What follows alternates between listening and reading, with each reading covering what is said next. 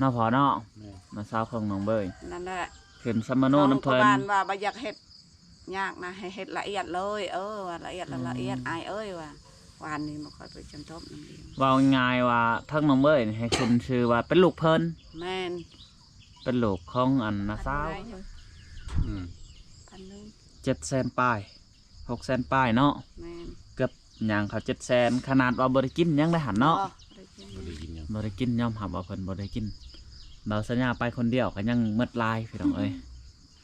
โอ้บกินผันโมกินเบิ่งนาโมกินอยู่จักสิว่าจังไรเนาะเบิ่งก็อย่าอดเอาเนาะแม่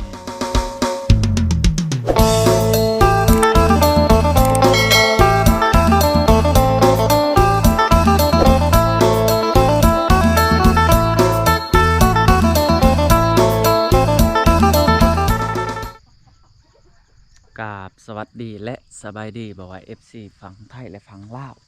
บอกว่าพ่อแม่อยู่เมืองนอกเมืองนาก็ยินดีต้อนรับเข้าสู่ช่องบ่าวสัญญาเส้นเก่าเส้นเคยอีกแล้วพี่น้องเอ้ยก็คือมื้อนี้บ่าวสัญญาอยู่ในเฮือนไอ้แก้ว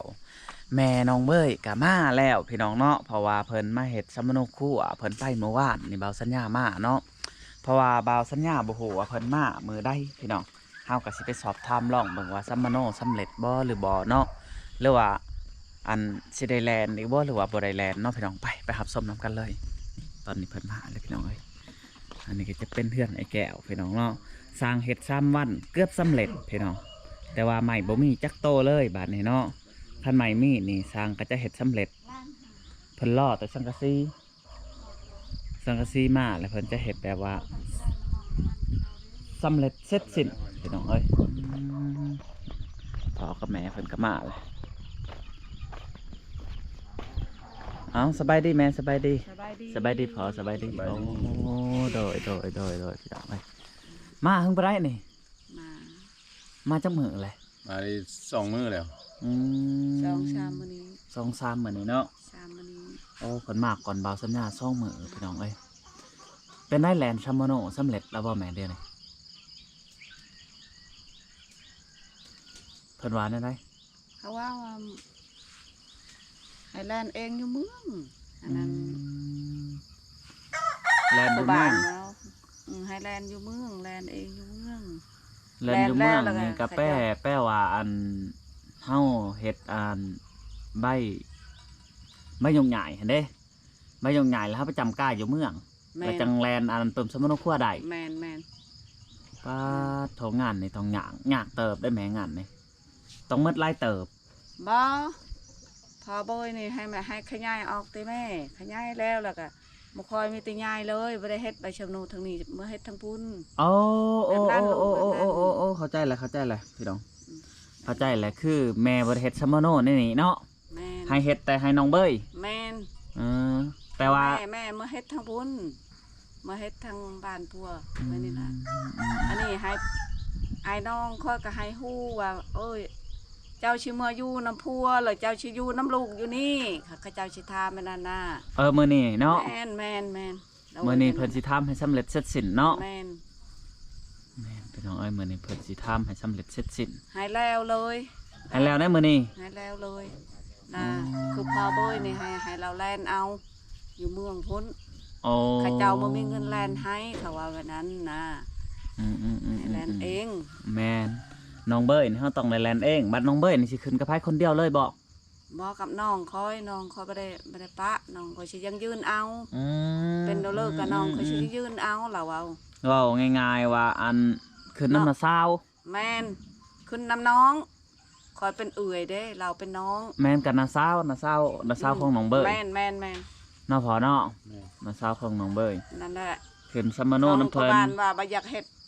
ยากนะให้เฮ็ดละเอียดเลยว่าละเอียดอายว่า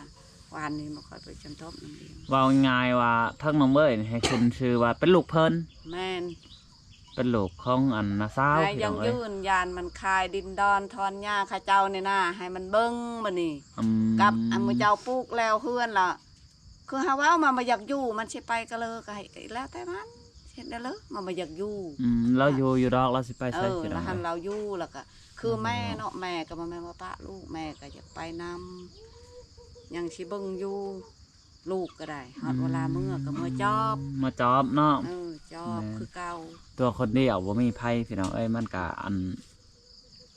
ขาดความอบอุ่นว่าง่ายอีกอย่างเราก็ขาดมาแต่หน่อยพุ่นเนาะ แม่น ขาดมาแต่หน่อยพี่น้องเอ้ยเราก็ ใหญ่ย้อนอาบาวอยู่นี้อาชาวอยู่นี้อาน้องก็อยู่นี้ลาวก็ได้ อืม เขาก็ให้กินอยู่ข้าวน้ำชำปลาแล้วด้วยเรามาหาเราบ่ได้ไปหาน้องค่อยหันก็แม่นเราทิ่มลูกหลานดอก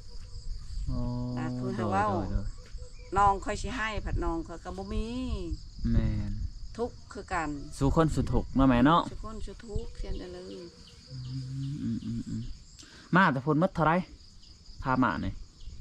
1,000บ่เฮ้ย อืม 1,000 700,000ปลาย600,000ปลายเนาะ แม่น เกือบหยังเขา700,000ขนาดว่าบ่ได้กินยังได้หันเนาะ ได้กิน บ่ได้กินหยัง บ่ได้กินยอมรับว่าเพิ่นบ่ได้กินเราสัญญาไปคนเดียวก็ยังหมดลายพี่น้องเอ้ยโอ้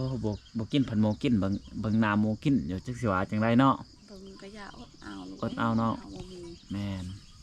ราชาถูกเขาขึ้นชำนีช่ำขึ้นสวรรค์ชั้นพาว่า อืม แลมลูกมีบรรยูชนกแม่บ่มีก็ยากแลมลูกมีว่า แม่บ่มีก็ยาว่าแต่ลูกมีเนาะแม่เนาะ แม่นโอ้ย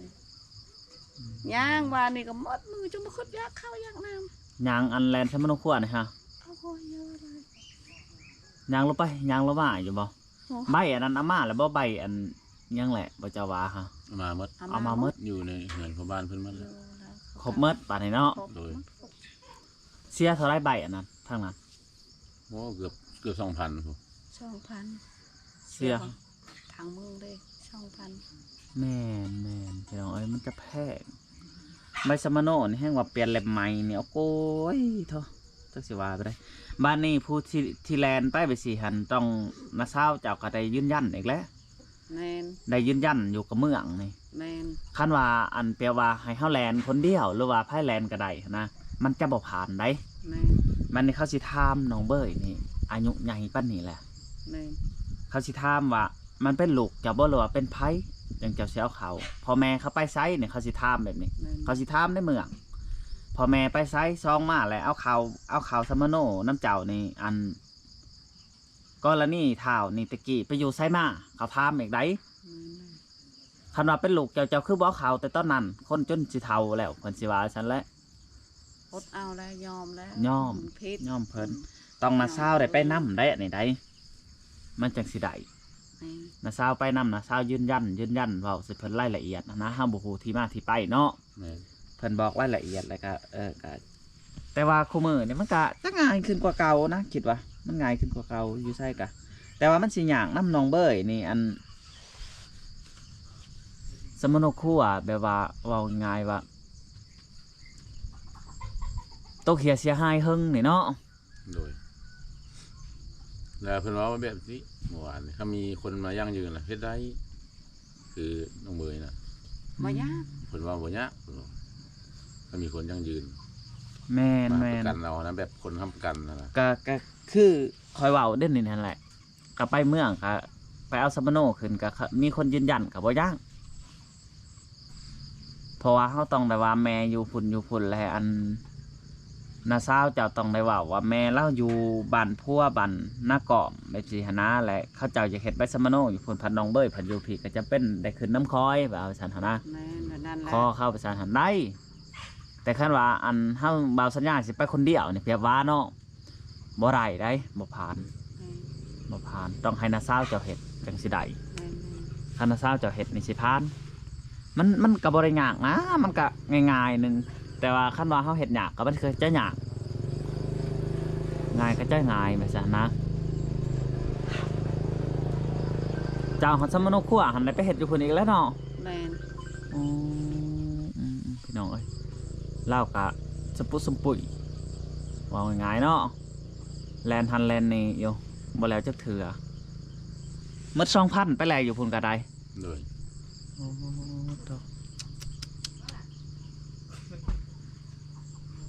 จักคนขึ้นสมโนน้ำเจ้า2คนบ่ลูกหรือว่าหลายคนเติบบ่แม่ ไม่ยิ่งช่อง แม่ยิงซอง ผู้ชายช่อง อืมโดยพี่น้องเอ้ย ไปได้มาสุดนี้อันจักมือจึงสิได้เมื่อพอคิดว่า สิโดนเติบอยู่แล้ว สิโดนเติบเนาะ โดย เพราะว่าซัมมโนเฮากะว่าง่ายยังบ่ทันได้คืบหน้าเพราะปานใดเนาะ โดย ยังบ่ทันได้คืบหน้าเพราะปานใดพี่น้องเอ้ยซัมมโนเฮากะ สู้เป็นอย่างเลยนี่ เป็นได้อันไปหาเฮ็ดเมื่อวานนี่ได้ยินข่าวว่าได้หลาย ได้ เพราะว่ามีหยาว่ะ เออ ปันกันกิน เชิญ ลูกไผ่ก็ได้กินข้าวก็กิน โอ้ ปันพาของชาวเมืองละ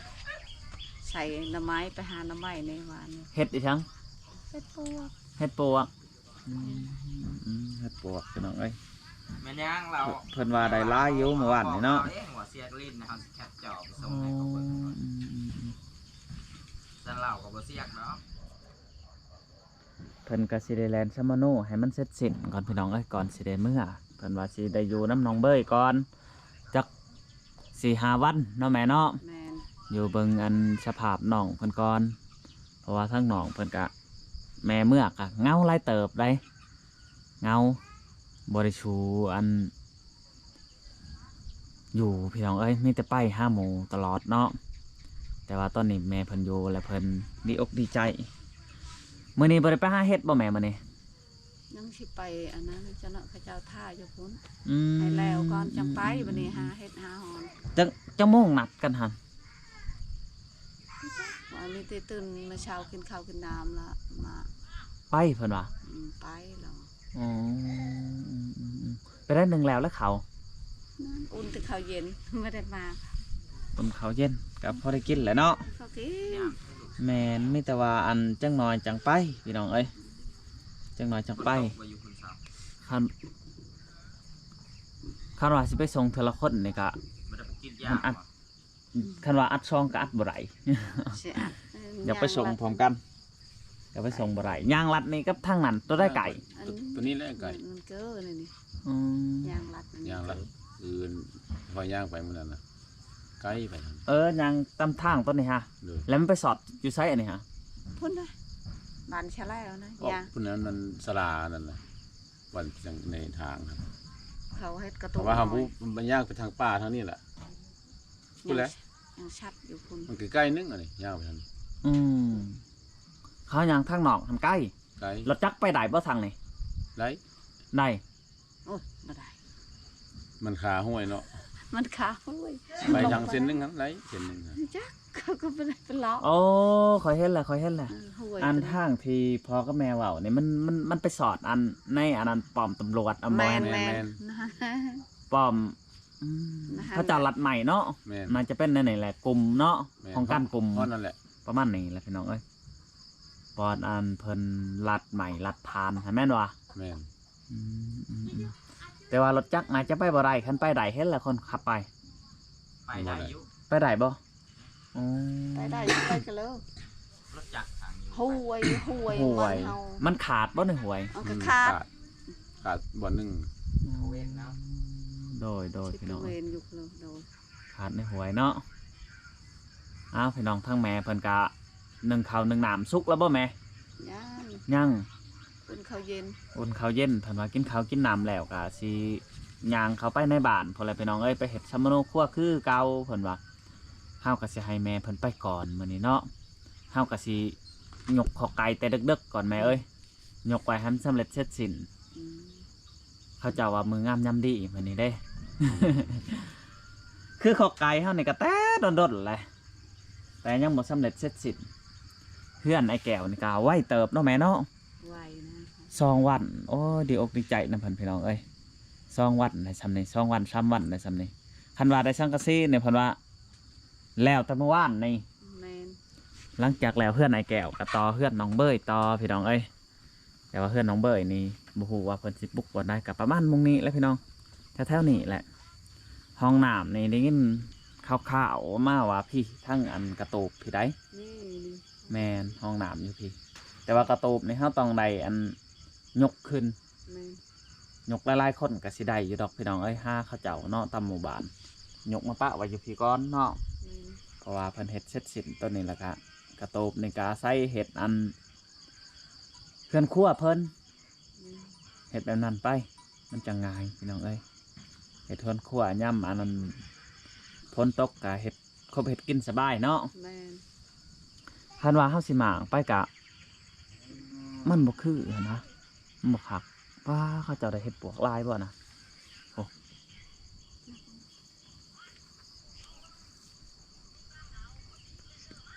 มาแต่หาเฮ็ดปวกเนาะผู้ใดลายก็ได้ลายเนาะเฮ็ดปวกเนาะแม่เนาะผู้ใดบ่ลายก็ได้บ่ลาย บ่ฮู้นี่เขาได้จนเป็นหาบเขาเอานี่ ฮะ อันนี้เขาเอาเฮ็ดนะ เอานี่ใช้ เอาในดอนนั่นนี่ล่ะ เฮิงไปไร มาชื่นนี่บ่วัน อ๋อ นี้อันลงไปวาง อืม ได้ มาซื้อนี่เขาจะเอาเป็นหาบผู้ เขาเอาคาย อ๋อ เขาก็จับว่าเฮ็ด จังพ่อเขาจะว่าดอนในนี่ มันก็มี แต่ว่ามันออกก่อนถ้ามันออกแต่มือนั่นผู้ใด แม่นเลย แต่มือซื่นมือหนึ่งนี่บุคอยเป็นคนเอาก่อนครับไอ้แก้วเบาลา3 คน ตอนมันออกตำบิด แล้วก็ทางทีมงานก็ได้เมื่อบาท แม่น เมื่อบาทหลังจากนั้นอัน เขาจะไปเอาน้ำลังน่าจะเป็นในสแหละ เขาได้ลาย เขาได้ลายเนาะ ผู้5-6 แสนก็มีเขาก็จับขาย อันนี้บ่ขายหันได้ก็สิกินพาลูกเต้ากิน แม่นคอยกะว่าแบบเจ้าคือกันบุคายเนาะ อันว่าอยู่พุ่นก็บ่มีเฮ็ดเนาะมาพี่ก็ว่าได้เฮ็ดไปขายที่หมูไปขาย เห็นบ่เขาเจ้าออกข่าวเฮ็ดเบื่อลายได้เด่นไหน แม่น ต้องดำเบิงแต่ว่าแถวเฮานี่เจ้าบ่มีดอกเฮ็ดเบื่อ เพราะว่าแถวเฮาเขาเจ้าบ่ได้ปลูกอ้อยบ่ได้ปลูกยางพารามันก็เขาเจ้าปลูกไปธรรมศาสตร์อยู่พุ่นจะใส่แต่พุยเนาะ แม่ แล้วมันกลายเป็นเฮ็ดเบื่อ เพราะว่ามันดูดเอาสารเคมีขึ้นมาเนาะ แม่น พี่น้องเอ้ย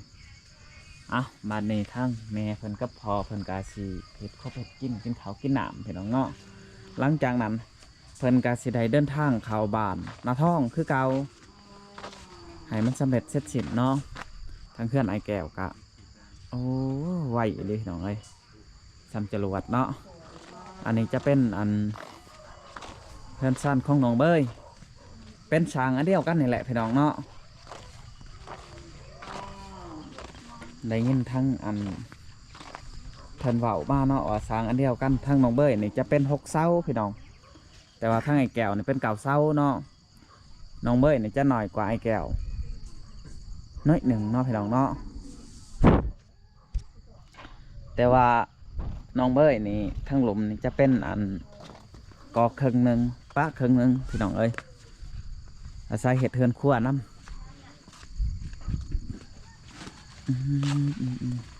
นี่เป็นอันสิไข่น้องเบยน้องเอ้ย